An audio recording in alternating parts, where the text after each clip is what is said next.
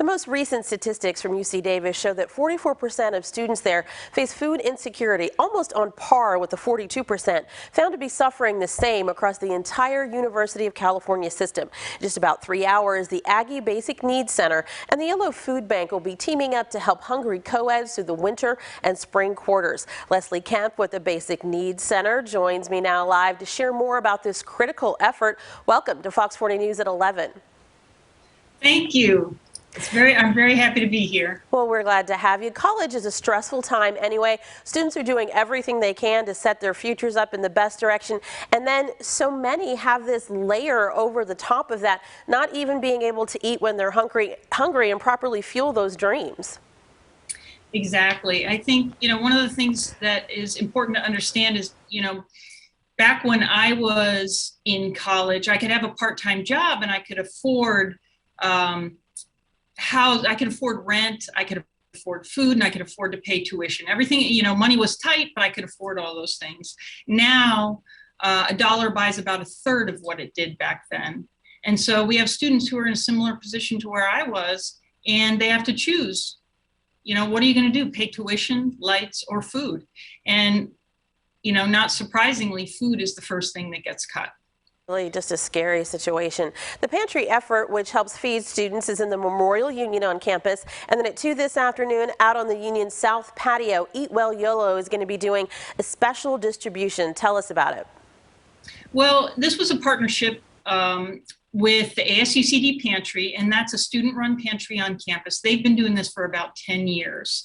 And as I said, it's all students. And so we partnered as the Basic Needs Center with them and invited the YOLO Food Bank to come to campus once a week. So it'll be on Tuesdays, as you said, right outside the Memorial Union from 2 to 4. The food bank has been an amazing partner for us.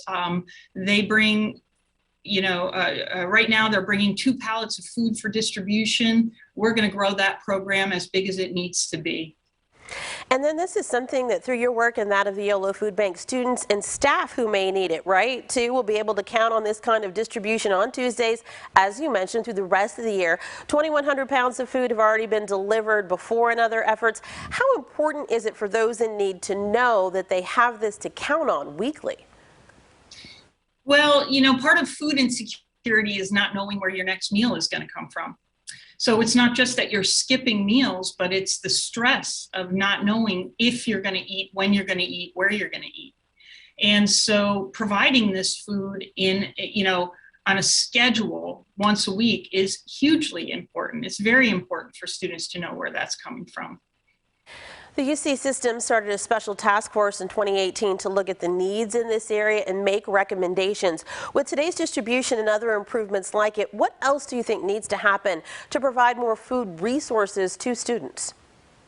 Well, food insecurity is a number of things. It's not having enough food, but it's also, we can provide food, but if students don't know how to cook it, don't know how to prepare it. So it's a lot of basic needs skills building as well.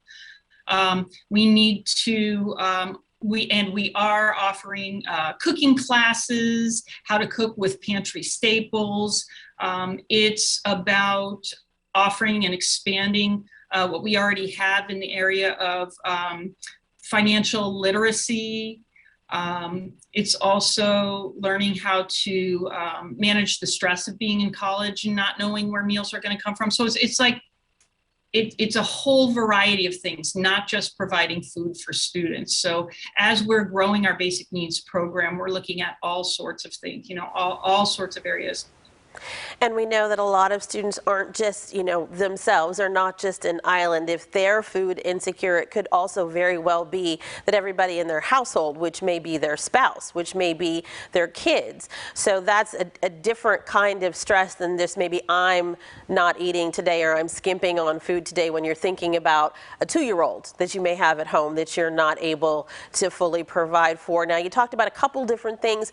Anything specific that's next for the Aggie Basic Needs Center as the state enters what the governor is now calling the endemic stage with the coronavirus? We know it's changed the operations of everything. So anything changing about what you guys are going to be doing there on campus?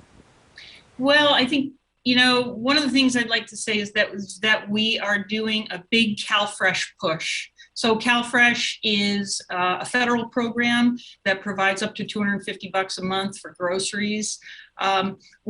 Students usually, a lot of students don't know they qualify for this. And this is a program formerly known as food stamps. And so we're doing a big push on campus to get students enrolled in CalFresh. We have a great partnership with Yolo County to help sign students up.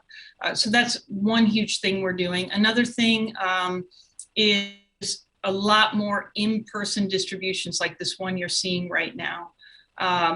The student pantry, we have a graduate student pantry and the undergraduate ASUCB pantry. Both of those are open in person, as well as the basic needs center. So, any student can just stop in and ask for resources, and we can put together a plan.